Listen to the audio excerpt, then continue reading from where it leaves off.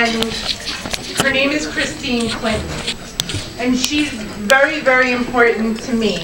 I first met Christine in 1997 when I was a resident in neurological surgery at University Hospital in Newark, New Jersey.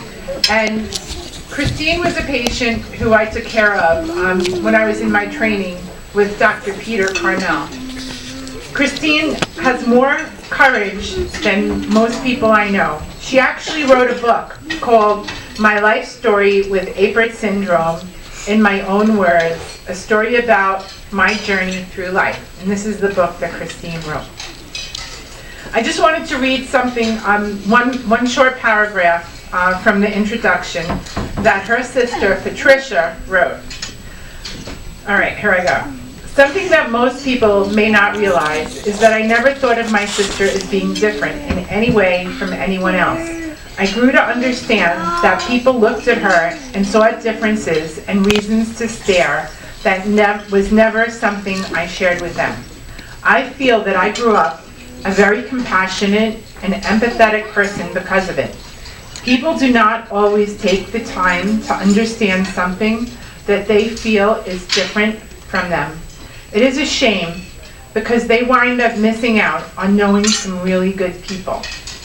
So I didn't miss out, Christine. I got to know you. I got to know you really well. And even though I took care of you when I was a baby resident, Christine and I exchanged Christmas cards every year for the last 20 years, right? So even though we don't see each other every year, we are Christmas card sharers and we are Facebook friends. And so it's with great pleasure and so much respect, Christine, that I'd like to introduce you tonight.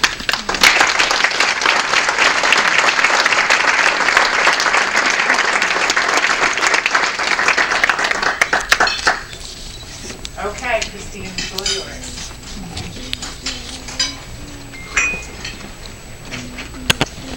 Hello, friends. Hello, friends. My name is Christine Clinton, as Dr. Mazzola has said, and I'm a volunteer at the Children's Craniofacial Association and an author. I am honored to be here speaking to you today about my work and my goal to make a difference in the world that is not used to accepting differences. I want to thank you for coming out today, for spending the evening here in efforts to raise funds to support the very important work that might otherwise go undone if it wasn't for the generosity of everyone here in this room. I am so grateful to the New Jersey Pediatric Neuroscience Institute and the Craniofacial Center at Florida Children's Hospital hosting us tonight and for the amazing life-changing gifts they give to their patients. On the first chance of life through accessible gifts.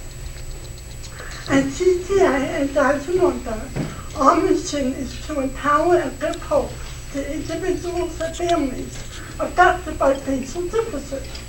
And what does that look like? Well, for one, that looks like me.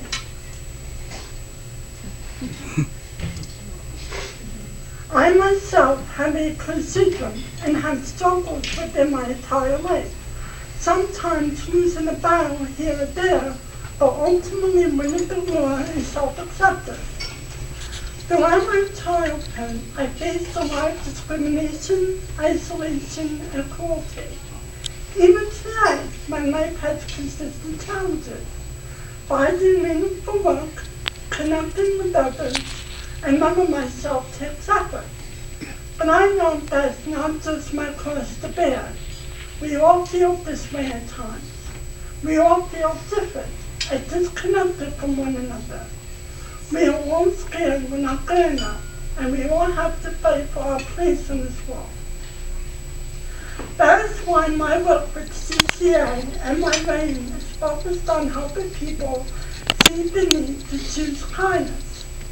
It is very easy to brush off this little motto, but when you think about it, kindness is what changes lives.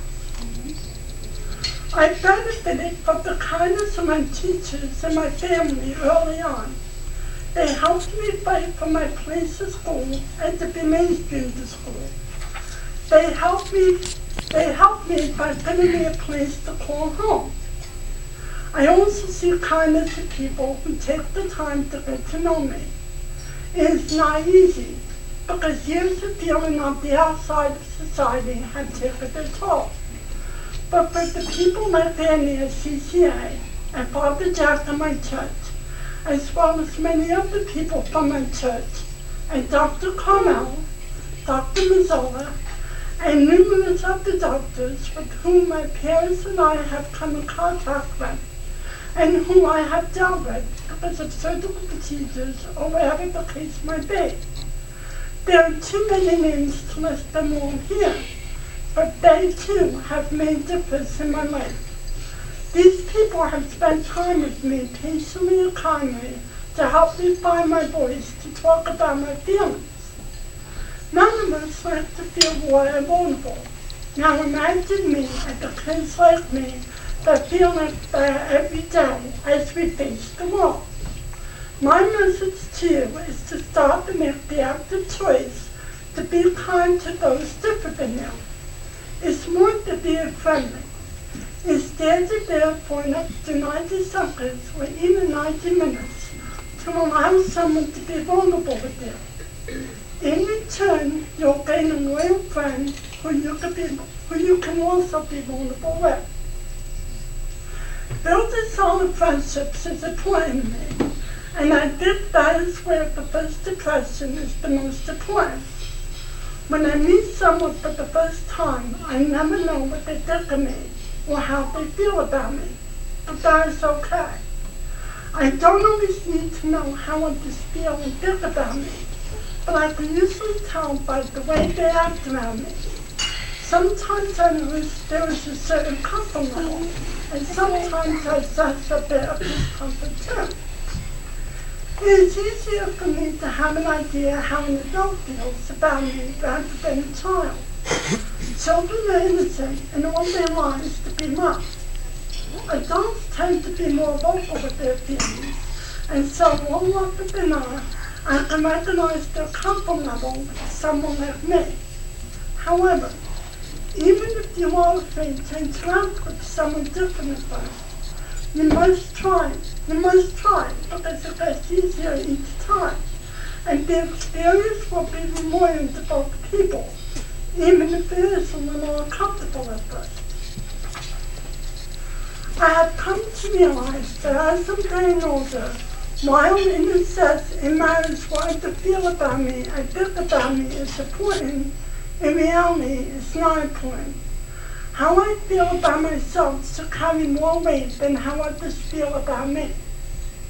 So in closing, I would like to challenge all of you to think about kindness as the most important tool in the world, to change it and then pass it on. Share your time and understanding with someone who needs a little kindness shared in their lives. As Gigi Nicholson, one of our other CCA members, wrote so eloquently, kindness is a lifelong lesson in empathy. Kindness is a choice anyone can make. It costs you nothing, yet pays out beyond measure.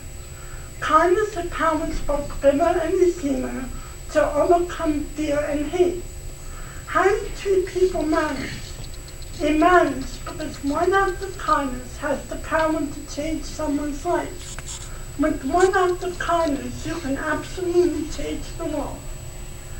Thank you so much again for your generosity and for allowing me to share my story with you tonight.